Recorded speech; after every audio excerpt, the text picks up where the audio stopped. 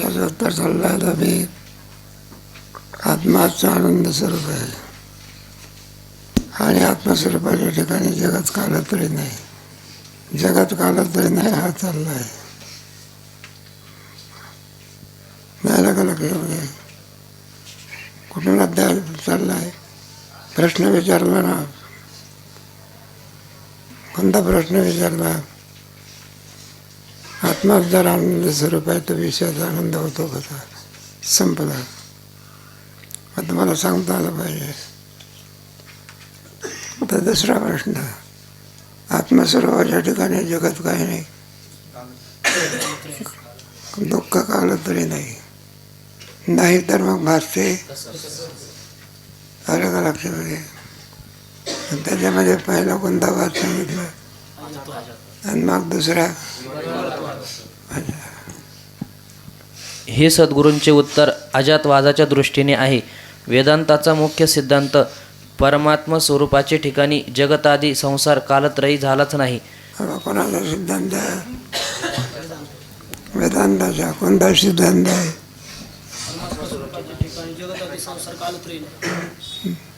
एका कालात आहे का तिन्ही कालात नाही?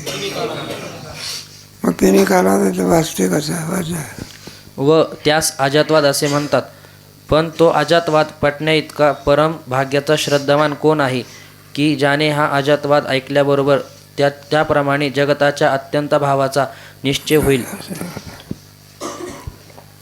म्हणून अजातवाद पटण्या इतका एवढा बुद्धिमान मनुष्य, अधिकारी मनुष्य नाही. कोणाला शंका येईल की आहे का नाही? विषयात सुख भासत असताना देखील विषयामध्ये सुख नाही, पटेल का कोणाला? मग आम्ही विषयाकडे कशाला धावतो? मग अरे सुखच नाही तर मनुष्य कशाला जाईल? विनाकारण का? मनुष्य तो विषयाला जवळ करतो. कशा करता? सर्पाला का जवळ करत नाही? सर्पाला का जवळत नाही? दुःखाला काय आणि लाडूला का जवळ करत? सुखाला काय? मग विषयात सुख नाही कसं? सुंदरीवर राहिला. आपला अनुभव कोणता आहे? या विषयामध्ये काय आहे?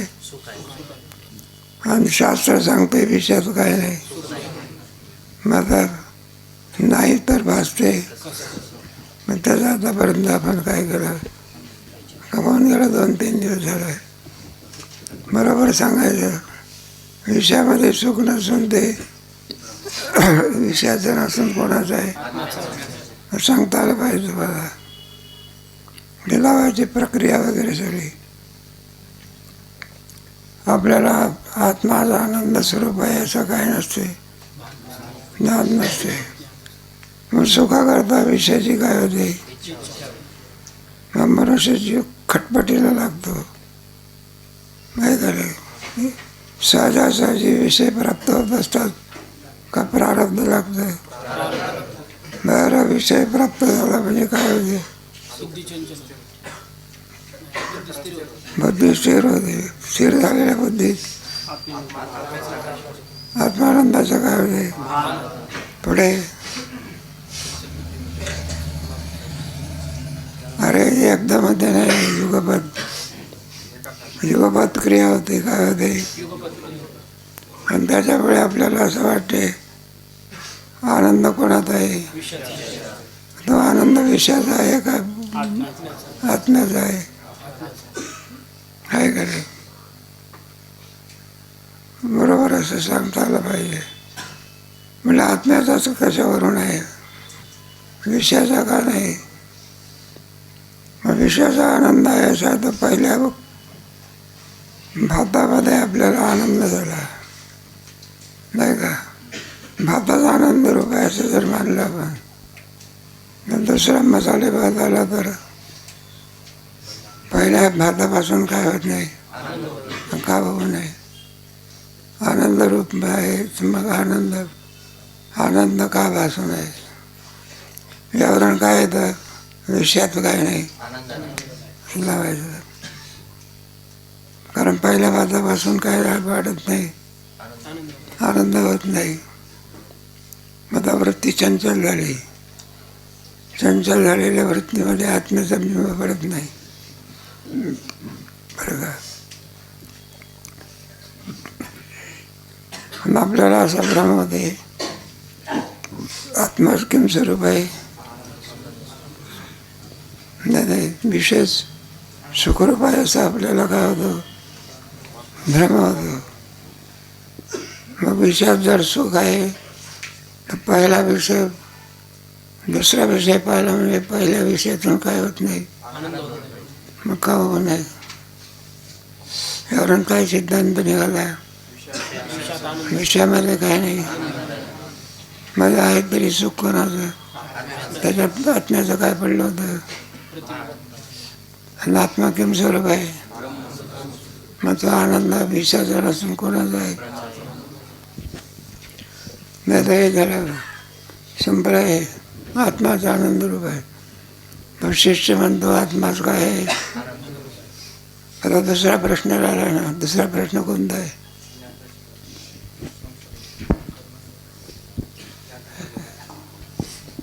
अरे दुसरा प्रश्न राहिला ना.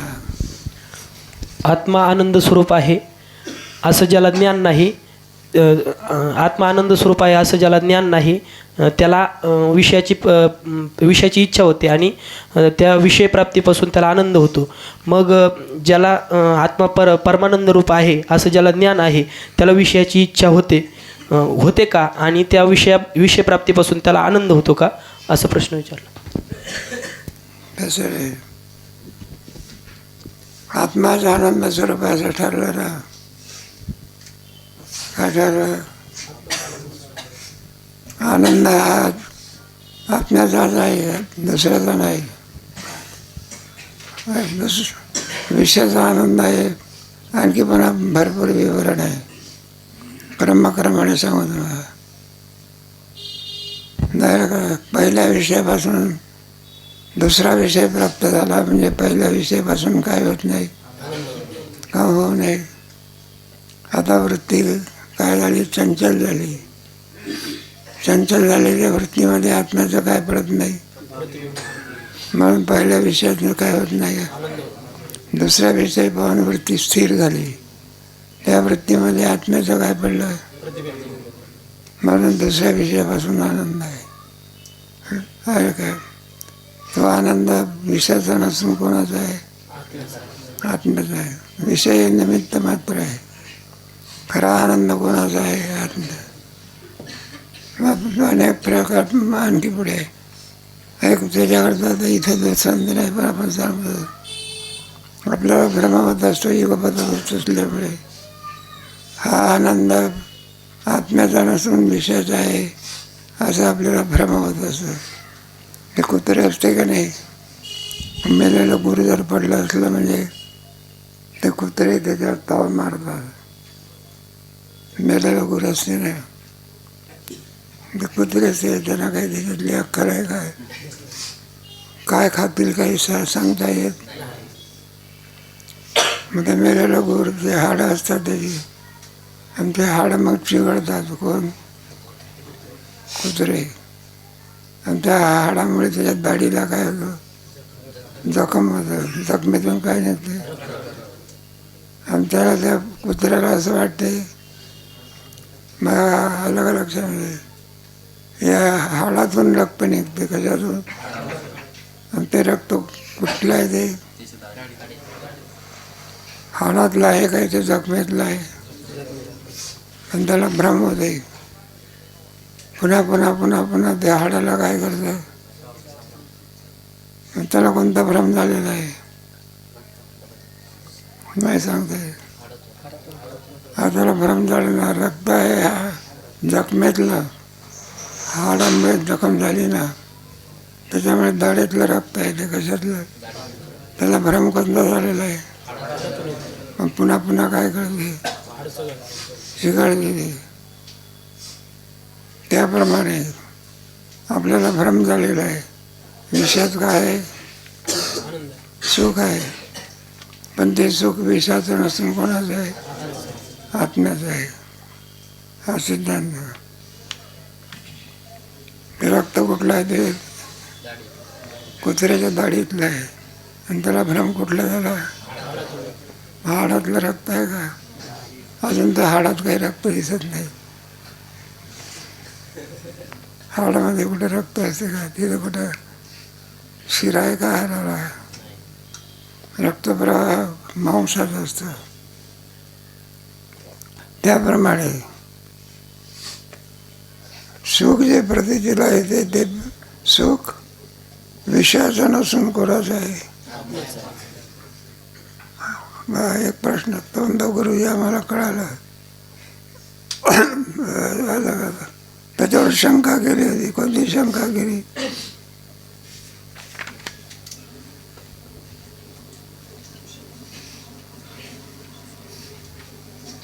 घरी जाऊन वाचत जाण थोडं. शंका अशी केली, म्हटलंय पहा, ज्याला आत्मा आनंद स्वरूप नाही त्याला विषयापासून काय होतंय? आहे काय? विषय प्राप्ती होते, विषयापासून काय होतो? आनंद होतो. मान्य आहे आम्हाला. पण ज्याला आत्मा आनंद स्वरूप आहे, काय त्याला विषयापासून आनंद होतो किंवा नाही, विषयाची इच्छा होते किंवा अशी शंका आहे ना. काल का परत दिसत जाईल नाही रे का लक्षामध्ये? ज्याला आत्मा आनंद रूप नाही लक्षामध्ये, असं अज्ञान कोणाचं? आत्म्याचं. त्याच्या सुखाकरता कशाची इच्छा होते? विषयाची. विषयाच्या पासून सुख होते. आता हे जरा अज्ञानी माणसाचं. कोणाचं?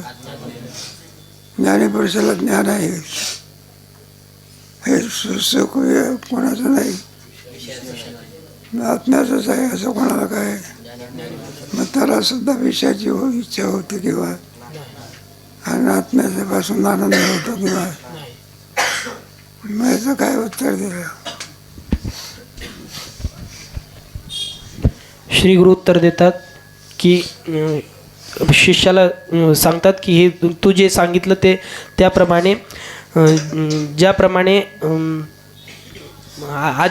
अज्ञानी पुरुषाला विषयाची इच्छा होते आणि त्या विषय प्राप्तीपासून आनंद उत्पन्न होतो, त्याचप्रमाणे ज्ञानी पुरुषालाही त्या विषयाची इच्छा होते आणि त्यापासून आनंद उत्पन्न होतो. शंका आहे ना. त्याला सुद्धा काय होतं? त्याला आत्म्याचं ज्ञान आहे, त्याला विषय सुखाची इच्छा आणि विषयापासून आनंद प्राप्त होतो. तसंच ज्ञानीपुरुषाला आत्म्याचं काय? आनंद रूपाने ज्ञान आहे. मग त्याला विषयाची इच्छा होते का? आणि आत्म्याचा नाही का? विषयापासून आनंद होतो का? फरक कोणता त्याच्यामध्ये?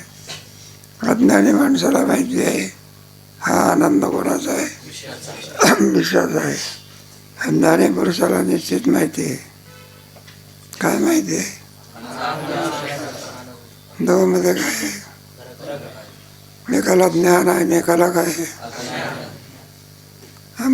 काय ठरलं याच्यावर? काय ठरलं याच्यावर? आत्माच घेऊन स्वरूप आहे, निसंशय झालं. आता दुसरा प्रश्न आहे. दुसरा प्रश्न कोणता आहे? मग आत्म्याच्या ठिकाणी दुःख कालत्रयी नाही आहे काय? आत्मस्वरूपाच्या ठिकाणी दुःख काय नाही. कोणा सांगितलं? कोणाला सांगितलं? त्यांनी शंका केली. जर आत्मस्वरूपाच्या ठिकाणी दुःखाने तर भासते, त्याची संगती काय केली पाहिजे? त्याच्याकरता हे चाललेलं आहे. मग आत्मस्वरूपाच्या ठिकाणी तर दुःख नाही ना, मग भासते कसं? आम्हाला त्याचा काय? मग सांगा, आम्ही भासू ज्याच्या ठिकाणी भासत असेल त्याच्या ठिकाणी लावू आम्ही. मग त्याला गुरुजीचं कोणतं उत्तर दिलं? हा दिसणारा संसार वंद्य पुत्राप्रमाणे परमार्थिक दृष्ट्या अत्यंत अभावरूप आहे. नाही सांगा. हे माझे दुःख आहे ना, ते दुःख वंद्य कसं आहे ते अभाव रूप आहेत. तिन्ही कालामध्ये आत्मस्वरूपाच्या ठिकाणी काही नाही. भासते याची वाट का असं म्हटल्यानंतर म्हटलं सांगा याचा करता पहिला वाद कोणता सांगितला आहे? आता पुढे व्यर्थ वाचन आहे. त्याप्रमाणे जसा राज्यवाद कालत्रय काय नाही, मग भासतो कसा? तसं जर कालत्रय जर दुःख नाही तर भासते. पहिला सांगितलं की कालत्रय दुःख नाही अजातवाद. आता भासते कसे याची संगती लावण्याकरता कोणता वाद आहे? अजातवादामध्ये कोणता आहे? जग आत्मस्वरूपाच्या ठिकाणी जगत कालत्रय झालेलं आहे. हा कोणता वाद? पण भासते याची. मग अज्ञातवाद पटण्यात काय का कोणी? अजातवाद पटण्यात काय का कोणी? इतका भाग्यवान आहे का कोणी? मग तो प्रश्न करतो भासते कसं? त्याच्याकरता कोणता वाद? म्हणजे विवर्तवाद आणि त्याची संगती काय करायची? विवर्त म्हणजे अध्यासवाद. विवर्त शब्दाचा कोणता अर्थ आहे? अध्यासवाद. अध्यास म्हणजे मिथ्या. अध्यास शब्दाचा अर्थ तुम्हाला गेला की दुसऱ्या रंगामध्ये सांगितलं ना, नाही का? अध्यासाची व्याख्या काय करा? जे ज्याच्या ठिकाणी नाही ते त्याच्या ठिकाणी दिसते त्याला काय म्हणायचं? सांगा. कार्य अध्यास. पुढे त्यावेळेला आपलं बरीच चर्चा झाली ना आपली. याच्याकरता विवर्तवाद. आता विवर्तवादामध्ये विवर्त म्हणजे अध्यासवाद. त्याच्याकरता एक कथानक सांगितलेलं आहे. अध्यासवादा करता 5 जण होते आणि ते फिरण्याकरता निघाले.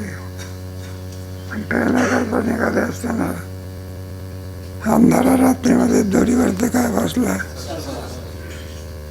मग पाहिलं त्यांनी, बरं का, 5 जणांनी बॅटिकने काय केलं पाहिलं ना. मग सर्वजण दिसला का फक्त भासला आहे का?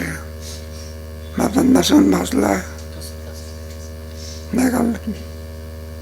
लाईट प्रकाशाने पाहता बरोबर सर्प दिसतो का? मग सर्प जर होता तो बरं का निवृत्त झाला. खरा सर्प कुठे निवृत्त होत असतो का? मग निवृत्त झाला कसा? भासला कसा? निवृत्त झाला कसा? मग प्रत्येक जण आपापली मत सांगतात. विद्वान लोक आहेत ते. पुढे वाचा. धडधडीत प्रत्यक्ष जगतादी संसार दिसत असता संसार नाही किंवा झालाच नाही हे सहसा कोणासही पटणार नाही. बरोबर आहे. प्रत्यक्ष दिसतो ना काय होतं, आणि संसार नाही झाला असं कसं म्हटलं? पटेल का कोणाला? पुढे प्रत्येकास असेच वाटेल की संसार वंद्यपुत्राप्रमाणे झालाच नाही, तर वंद्यपुत्र ज्याप्रमाणे कोणास दिसत नाही त्याप्रमाणे जगतादी संसार कोणास दिसूच नाही. संसार जर झालाच नाही, काळात तरी काय झाला नाही, मग दिसतो कसा? मग वंद्यपुत्र सुद्धा आहे का? मग वंद्यपुत्र का झाला पाहिजे? आणि दिसला तर वंद्यपुत्र म्हणता येईल का त्याला? अरे दिसला तर वंद्यपुत्र म्हणता येईल का? नाही. एखादा पोरगा म्हणायला लागला माझी आई वांज होती तर तू कसा झाला?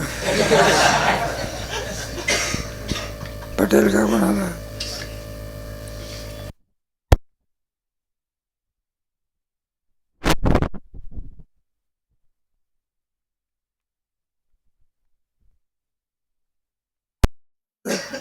तिने काळी नाही. मग तिने काळी नाही तर भासला कसा? वंद्यपुत्र वाचतो का? वंद्यपुत्र सुद्धा तिने कालामध्ये नाही. आणि काय होत नाही? नाही ती वस्तू कुठे भासत असते का? म्हणजे आरती भासला त्या आरतीची संगतीला पाहिजे. वाचा. तो तर सर्वांस प्रत्यक्ष दिसतो, मग संसार झालाच नाही हे कसे पटावे? याच अभिप्रायाने आता शिष्य शंका करणार. बस संसार जर झालाच नाही मग दिसतो त्याची संगती काय केली पाहिजे? पुढे शिष्य: हे भगवान, जन्म मरणादी दुःखरूप संसार माझ्या ठिकाणी किंवा दुसऱ्या कोणत्याही ठिकाणी नाही तर प्रत्यक्ष का दिसतो?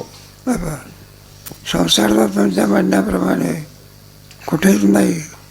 वंद्यपत्र कुठेतरी आहे का? नाही का? काम जर असेल तर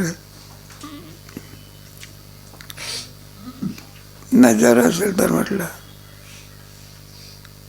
अरे जरा त्याला वंद्यपुत्र मानता येणार आहे का नाही? नाव कसं आहे तुम्हाला माहिती आहे? वंद्य अधिक वंद्यबाईला जर पुत्र असेल तर तुला वंद्य म्हणता येईल का? तेच न्याय लावायचा पडे. जी वस्तू झालीच नाही ती वंद्यपुत्राप्रमाणे कोणासही दिसत नाही, तसा जी वस्तू नाहीच मग ती वस्तू दिसत असते. अगोदर ती वस्तू काय झाली पाहिजे, मग ते तिची प्रतीती येते. वस्तूच नाही, काय नाही, पण दिसेल. तुम्हाला दृष्टांत सांगितला होता की तुम्ही ऐकलं की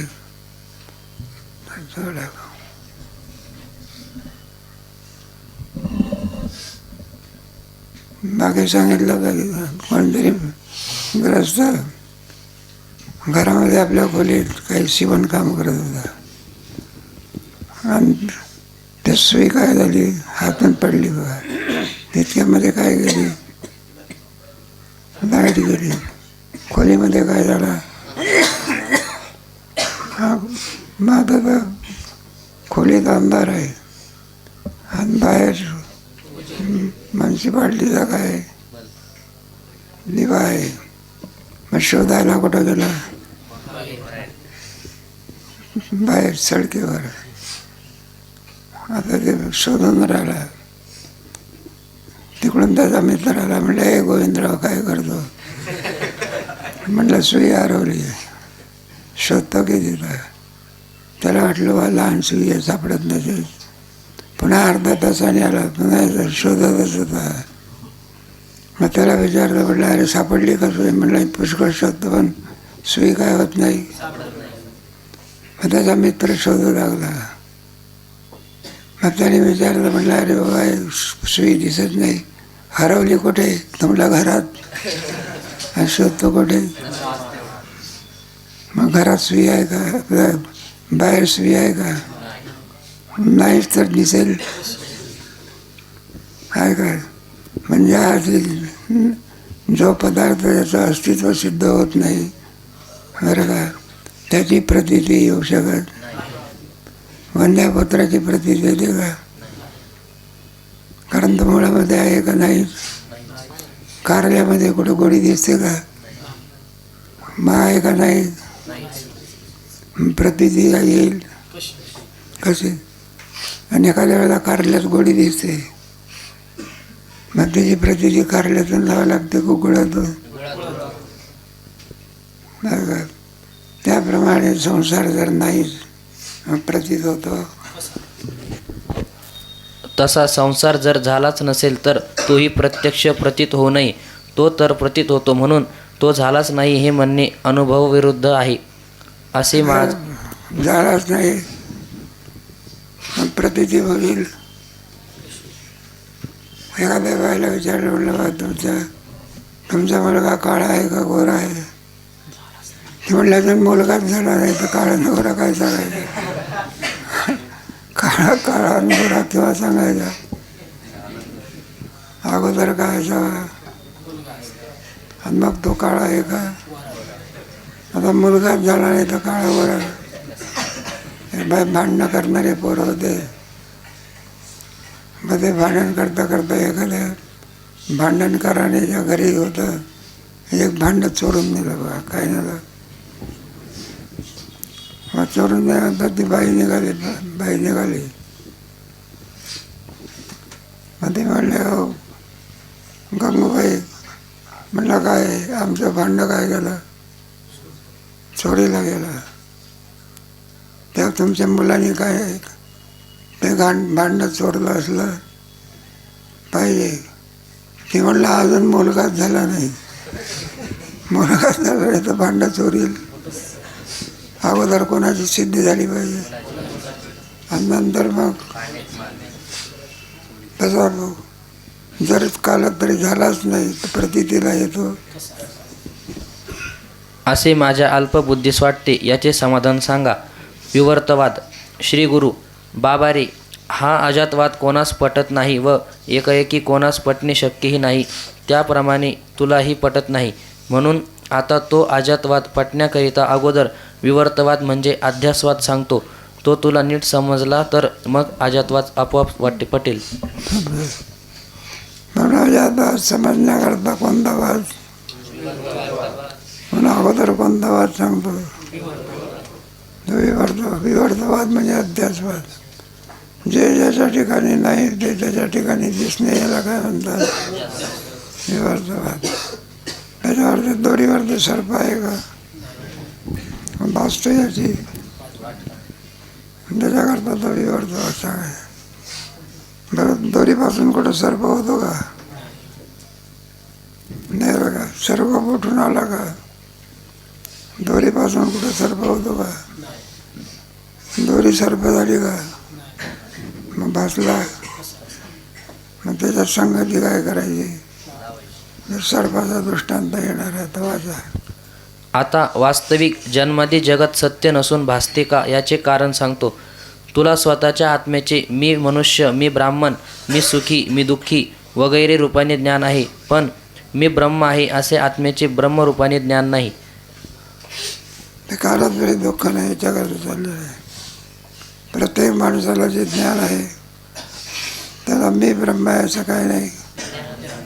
कोणतं ज्ञान आहे, मी मनुष्य आहे, मी अमका आहे जमका आहे, असं विपरीत ज्ञान आहे. कोणतं ज्ञान आहे पुढे. असे जे आत्म्याचे अज्ञान आहे त्या अज्ञानाच्या योगाने जगत प्रतीत होते. जसा रज्जूच्या ठिकाणी सर्प रज्जूच्या अज्ञानाने मिथ्या प्रतीत होतो. आता जगाचा लावायचा. जगात आपल्याला का प्रतीत होते, तर आपल्याला आपल्या स्वरूपाचं काय नाही, ज्ञान नाही. ज्ञान नाही म्हणजेच काय आहे, अज्ञान आहे की ज्ञान करा. ज्ञान नाही ना. महाबद्दला ज्याला ज्ञान नसेल त्याला काय म्हणतात, अज्ञानी म्हणतो ना आपण. म्हणजे आपल्याला आपल्या स्वरूपाचं काय अज्ञान आहे. आणि त्या अज्ञानाचा परिणाम काय आहे, मग जगताचा अध्यास होतो. कोणाचा, हे जगत जे वाचते आत्मस्वरूपाच्या अज्ञानामुळे. तसंच सर्पही सुद्धा कशाने वाचतो, दोरीच्या स्पष्ट प्रकाशामध्ये दोरीवर सर्प भासतो का. बरं, खूप अंधार आहे, दोरीवर सर्प भासतो का, मग कोणत्या वेळी भासतो, सायंकाळी. त्यावेळेला सर्प गावतो. दोरीवरचा सर्प कधी भासतो, आणि खरा सर्प, अरे खरा सर्प तो काय अंधारातच भासतो का, मग कुठं भासतो आहे का नाही. मग तुम्ही त्याच्या जवळ जाता का, मग खरा सर्प कुठं भासतो, आणि दोरीवरचा म्हणजे अर्थी मंदकारातच भासतो, एरवी भासत नाही. त्या अर्थी तो सर्प सत्य नसून काय मिथ्या आहे. खरा सर्प जायचो अंधाराही भासतो, प्रकाशातही काय होतं, गडद अंधारामध्ये सुद्धा काय होतं, त्याचं अस्तित्व काय होते. दोरीच्या ज्ञानानं खरा सर्प निवडत होतो का. तुम्ही गोष्ट ऐकली की मग चांगली आपली लघु निरुक्ती झाली तरी चालेल. नुकताच विचारसागराचा पाठ सुटला होता, त्याच्यात रज्जू सर्प चाललेला होता. एक मनुष्य धावत चाललेला होता. त्याला विचारलं, म्हणलं हे बाबा अरे असं धावत का चाललं? तर म्हणलं साप निघाले आहे बेळातून, त्याला मारण्याकरता काय आणायची आहे? मला काठी आणण्यासारखं. मग विचार सागर सुटलेला पोरगा म्हटलं चला आम्ही त्या सर्पाची काय लावतो. आला बाबा तो सर्प कुठं फिरत होता. तर म्हणला का दोरी आहे का तुमच्याकडे? ते लोक म्हणायला लागले, म्हणलं दोरी कशा करता मागतो? काही लोक म्हणायला लागले, म्हणलं तुम्हाला काय करायचं? मागतो तर काय करायचं? कदाचित म्हणला साप धरून दोरीनं काय करत असेल म्हणून मागत असेल. मग त्याला विचारलं, म्हणलं हे बाबा अरे नाही का दोरी कशा करता पाहिजे? बरं तर म्हणलं दोरीच्या ज्ञानाने सर्पाची काय होते?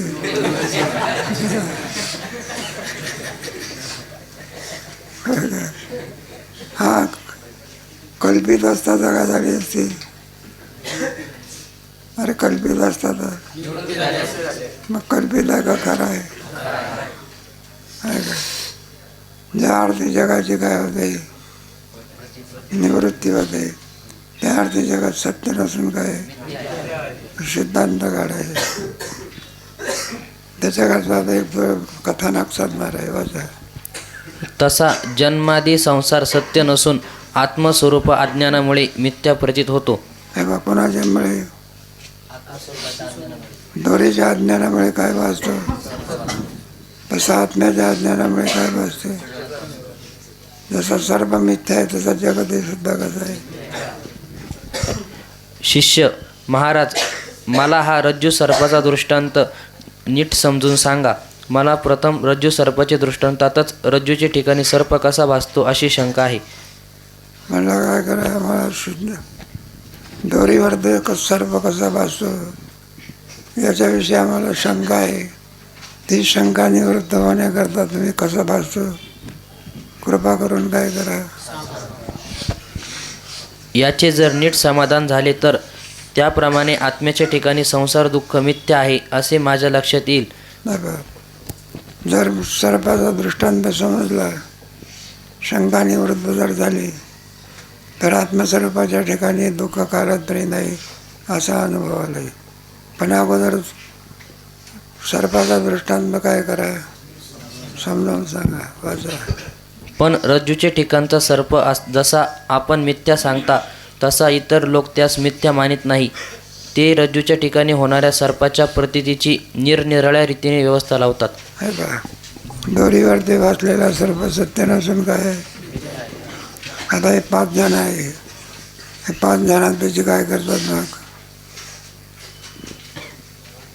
निर्णय करतात ना. ते 5 जणांचे तपडे नाव बिवलेले आहे. हे 5 जण म्हणजे बिंडोक होते असं नाही, विचार करणारे होते. आणि त्या 5ही जणाला मंद अंधकारामध्ये काय बसला आणि पुढे दोरीच्या ज्ञानाने काय झालं? मग ज्या दोरीच्या ज्ञानाने निवृत्त झाला तो सर्प वाचला का? प्रत्येक जण आपापली मतं सांगायला काय करतो वाचा. कशी लावतात ते सांगतो. ख्याती वर्णन.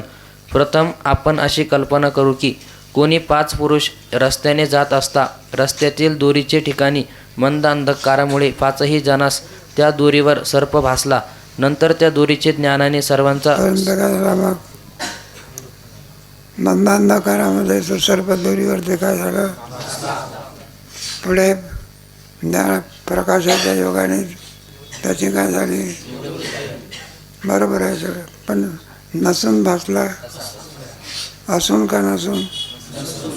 असून भासला असता तर निर्णय करण्याचं काही नाही. काय काम आहे? असून भासला तर का भासला असं म्हणता येईल. मग नसून भासला ना, असून भासला का नसून? म्हणणार नाही तर भासला कसा? त्याचा निर्णय करायचा आहे ना. हे तत्वज्ञान आहे. काय सर्पाकरता सर्प सांगायचा आहे का तत्वाशी त्याचा संबंध दृष्टांत देऊन सांगायचा आहे? मग कोणता दृष्टांत दिला? रज्जू सर्प. आपल्याला काय त्या सर्पाचे घेणार रज्जूशी देणार काय जरूरत आहे? तत्वाचं भांडण आहे कशाचं म्हणजे आहे का नाही? नाही तर सर्प काय पवित्र पदार्थ आहे का? एका पोराने विचारत होतं म्हणलं पवित्र पदार्थ नाही कशावरून म्हणतात? शंकराच्या डोक्यावर कोण आहे? अरे शंकराच्या डोक्यावर मग पवित्र नाही तर कसं आहे? मग कोणपर्यंत पवित्र आहे? आलं का? जोपर्यंत कार्यक्रम करत नाही कार्यक्रम केला म्हणजे वैकुंठातच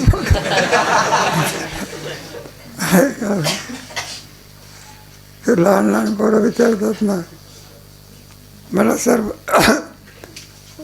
नाही का आता सर्प दिसतो मग तो आणखी काच आवाज नाही लहान पोराची समजत सांगावं लागते मग त्याला सांगावं लागत असते तो सर्प बिळातला नाही कशातला आहे कागदातला आहे कागदातला सर्प काय करतो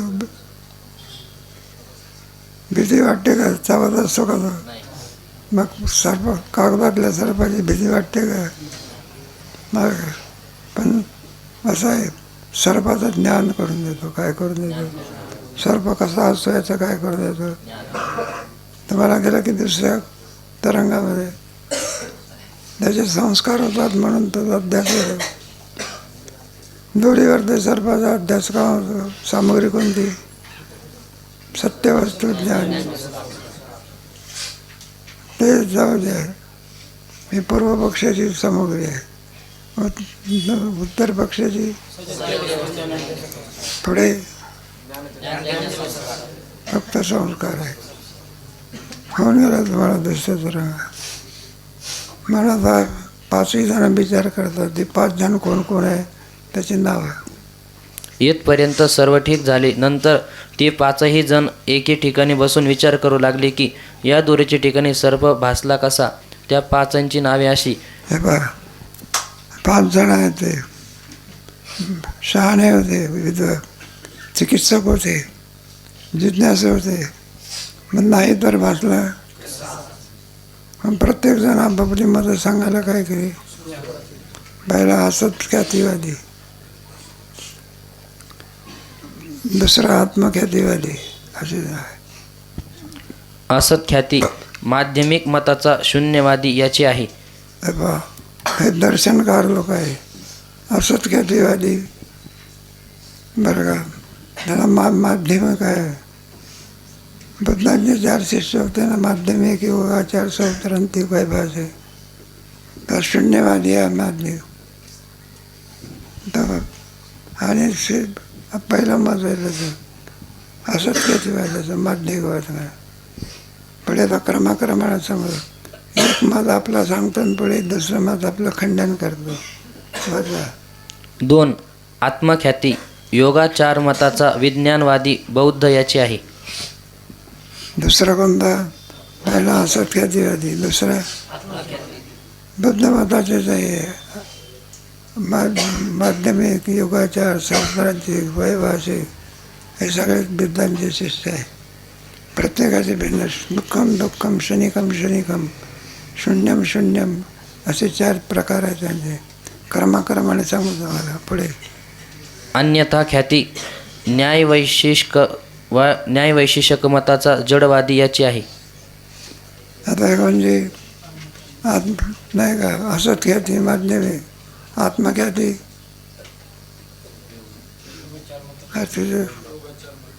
ग्रंथकाराचं नाव दिलं आहे ना आत्मख्याती कोणाची योगाचार मताचा विज्ञानवादी बौद्ध याची आहे योगाचार माध्यमिक योगाचार पुढे अन्यथा ख्याती नैयायिकाची नाव ग्रंथकाराचं न्यायवैशिष्यक मताचा जडवादी याची आहे मग त्याची आहे बघा पुढे अन्यथा ख्याती पुढे अख्याती आख्याती मीमांसकाची आख्याती आहे हे क्रमाक्रमाने सुंदर मत आहे त्यांची तुम्हाला सांगू की पुढे सांख्य व प्रभाकर मताचा चिदवादी याची आहे सतख्याती रामानुज मताचा जगत सत्यवादी याची आहे सत्ख्याती म्हणून आहे ती रामानुज मताची आहे असत्ख्याती आत्मख्याती अन्यथा ख्याती अख्याती पुढची अन्यथा अनिर्वचनीय ख्याती सांगायची पुढे जाता. अनिर्वचनीय ख्याती श्री भगवान व्यास व श्री शंकराचार्य यांची आहे. आता यांची भेट कोणती ख्याती आहे? नाही, अनिर्वचनीय ख्याती आहे. तेव्हा प्रत्येकाच्याच आहेत निर्णय आपल्याला सांगायचा आहे. पुढे वाचा. एक असत ख्याती. रज्जू सर्पाविषयी पहिल्या असत ख्यातीवाद्याचे असे मत आहे की रज्जूच्या ठिकाणीच सर्प असत आहे असे नाही, तर सर्व जगात सर्प किंवा दुसरा कोणताही पदार्थ अत्यंत असद रूपच आहे. पहिला असत ख्यातीवादी माध्यमिक मताचा तोंडाई दोरीवर ते सर्प वाचला ना, सर्प कसा आहे? असत आहे, नाहीच मुळामध्ये. जसं जगदीश सुद्धा कसं आहे? सगळं नुसतं सर्पच नाही तर जगदीश सुद्धा काय असत आहे, असं त्याचं मत आहे. आणि ते असंच जगत रूपाने काय होता तो भासतो. मग त्याला विचारता असत आहे असं म्हणायचं, काय म्हणायचं? असत आहे असं काय करायचं? म्हणायचं. मग असत आहे तर भासतो कसा? वंद्यापुत्र असत आहे तर भासतो तर बसतो का तो? मग ज्या अर्थी भासतो नाही का. एखादा मनुष्य म्हणायला लागला, म्हटलं हे मूल कोणाचं आहे?